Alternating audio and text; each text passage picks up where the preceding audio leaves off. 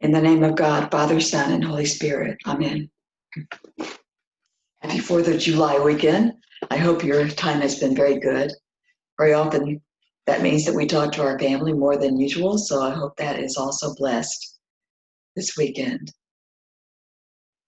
I want to talk about the gospel lesson mainly today in terms of the fact that it is God 101 for the coronavirus. It answers something that we see now as a result of the coronavirus. It answers a huge question that has come up as a result of the coronavirus, and it answers, what do we do now with what we see in this time? It is God 101. So I want to get started with it. First of all, what do we see as a result of the coronavirus? We see problems, is what we see. We see that the vulnerable in our society are at risk more than the others, that people in nursing homes have died as a result of the coronavirus in much greater proportional numbers than others, that people in prison astronomically more than others proportionally, that the vulnerable in our society are not protected. That's what we see now. As a result of the coronavirus, Black Lives Matter, we see in stark reality the reality of slavery in our history and how it has mutated, like the coronavirus mutates to a new form. It has mutated to racism, so that entire segments of our country are kept down with education, with health, with the ability to earn, with safety. That's what has helped us see. And that has caused a question to be asked. It's not the only reason this question is asked, but it's a really important one. And that is, people have asked over and over since the COVID hit us, did God send this to us? Did God send us this virus, our society, our world, as a punishment, as a test, to get us back on track because we're going in the wrong direction? And behind that question is an important one for us to be conscious of, and that is God a foreign power?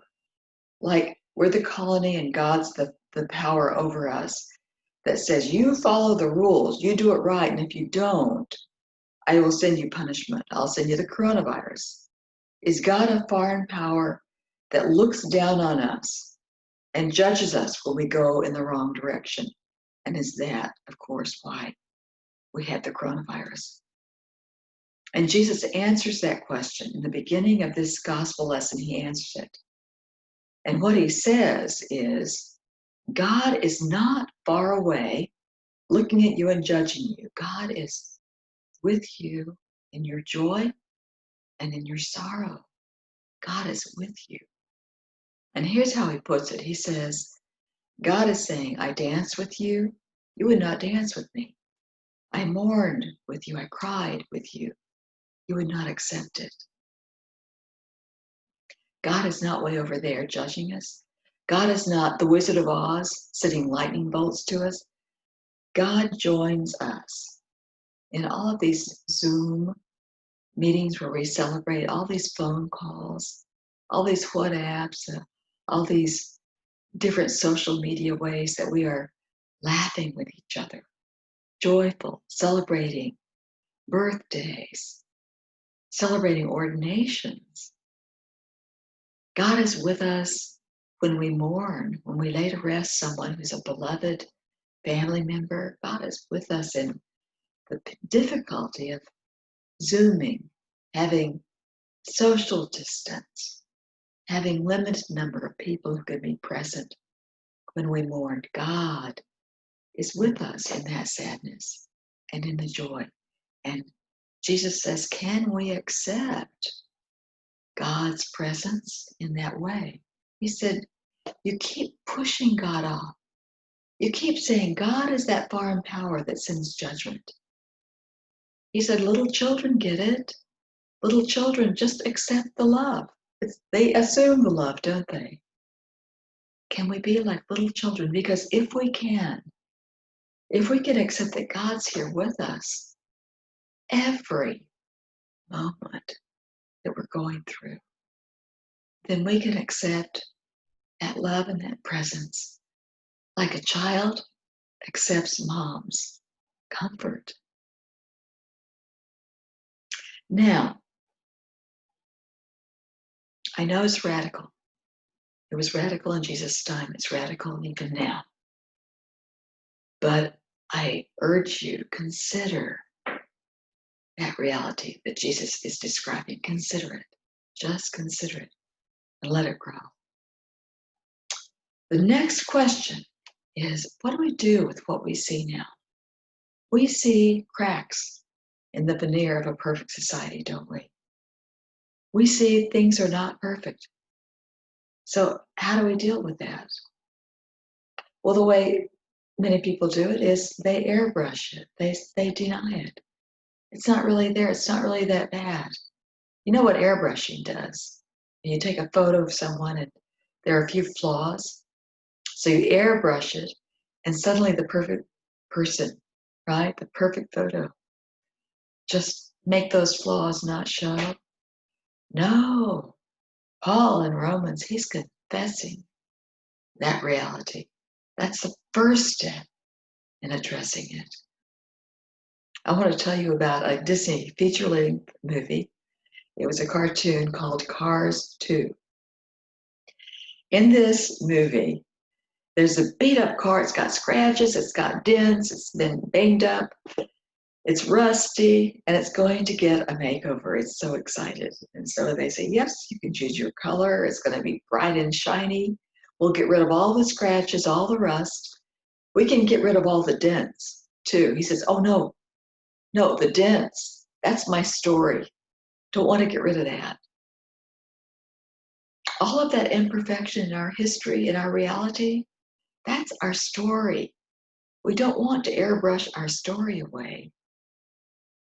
Paul confesses that reality. If Paul were a character in Cars 2, what he would say is, I run into trees, I run into other cars. It's like a foreign power takes over my steering and makes me hit all these other creatures. And he calls that foreign power sin. And Evagrius, the 4th century monk, says that foreign power, that's the demons. Both Paul and Evagrius say it's not me, it's not you.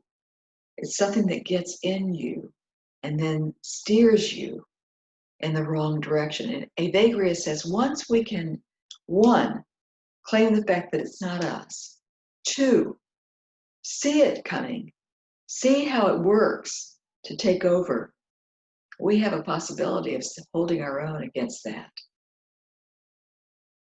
But we don't airbrush it. We confess it.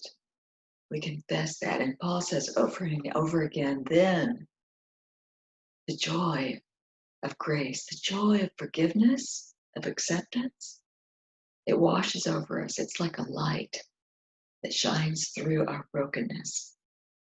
There is a crack in the facade of our perfection, of the perfection of the perfect society that we live in. When we claim it, when we confess it, that's when God's light can shine through. That's when we're ready to do the work. And Jesus says, now you're ready to do the work. Now you put on the yoke. Now you're like an ox and you're going to plow that field. He said, and now put on my yoke, because my yoke is easy and it's good. Now, you know what a yoke does for an ox. It keeps the ox so it doesn't wander off and, plow a different field. So it stays in the straight and narrow the way it's supposed to go. So we don't get taken over by a foreign power to steer us somewhere else. And he says, my yoke is easy and it's good. Why? Why easy? Because when Jesus was talking to the people of his time, the Jewish people had 613 laws to keep them in the straight and narrow. Jesus only gave us 2. That's easy. Now they're commandments. They're not suggestions for a good idea. They are mandates. Commandments. Love God, love others as we love ourselves. Only 2. And why is that good? Because it's good to meet the brokenness in ourselves, in others, in our society, not with hatred, not with arrogance, not with pride, but with love. And that yoke, it's meant for societies too.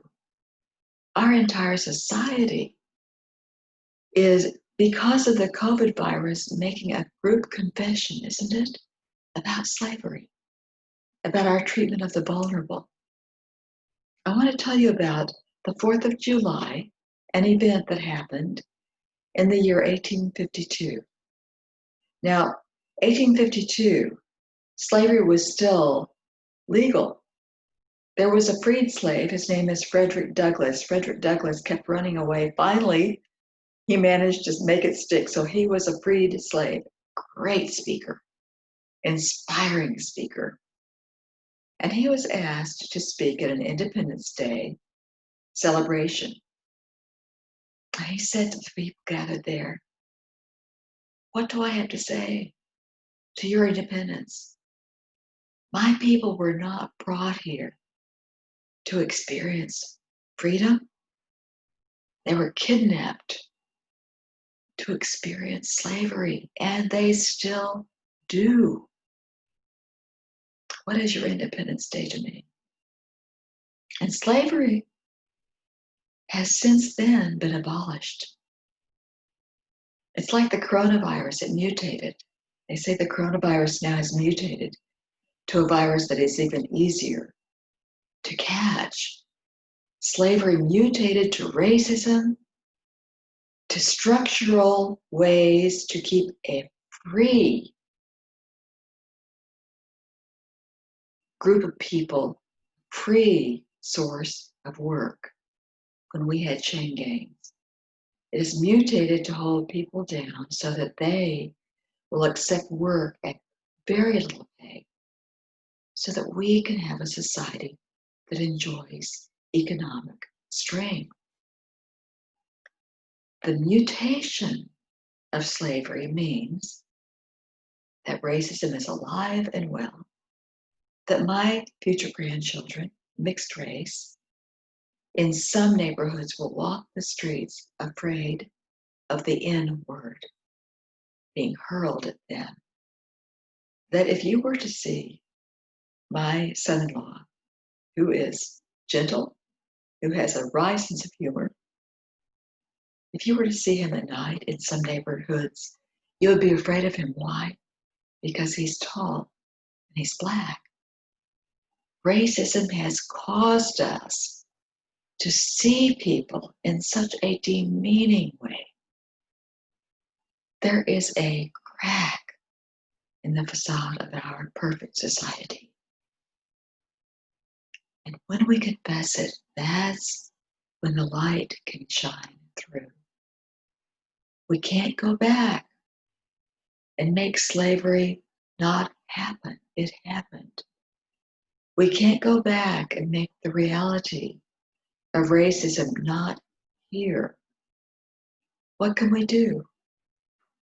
C.S. Lewis said, what we can do, we can start where we are. Can't change the beginning. It's real. It's already there. We can start where we are now and work together to make a different ending. Using the yoke of Jesus, there is power in that yoke. When together we wear it and walk it. Amen.